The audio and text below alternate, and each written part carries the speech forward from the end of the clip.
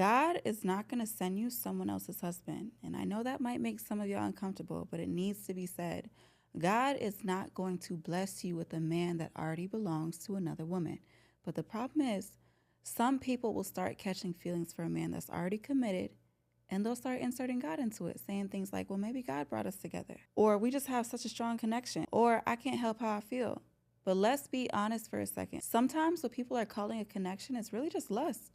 And the Bible talks about that too. In James 1:14-15, it says, each person is tempted when they are dragged away by their own evil desire and enticed. Then after desire has conceived, it gives birth to sin.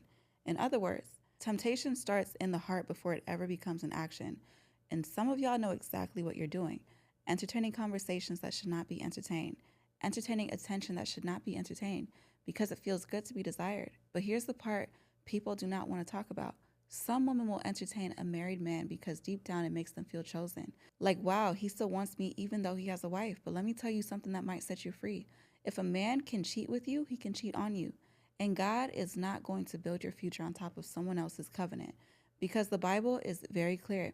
In Exodus 20:17, it says, you shall not covet your neighbor's wife or anything that belongs to your neighbor. Meaning, what belongs to someone else is not yours to pursue.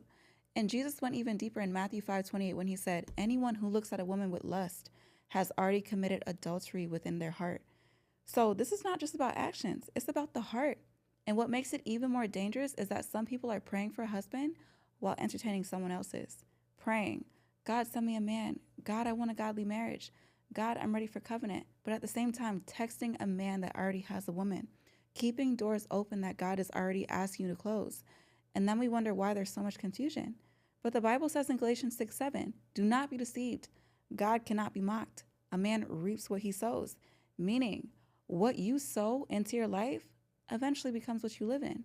So if you're sowing secrecy, if you're sowing confusion, if you're sowing dishonor into someone else's relationship, you cannot expect God to turn around and build you a peaceful, honorable marriage out of that. Because marriage is covenant.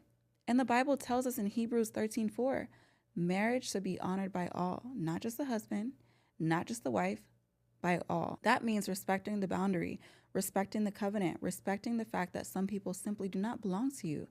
And if we're being real, some of y'all are settling for crumbs anyway, sneaking around, late night texts, secret conversations, half attention, and calling that love. When the man God has for you will be able to choose you openly, honorably, and without hiding you. You do not have to compete with another woman. You don't have to insert yourself into someone else's marriage, because what God has prepared for you will not require you to compromise your integrity to receive it.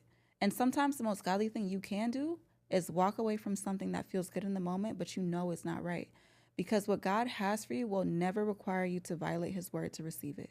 And remember, God does not miss.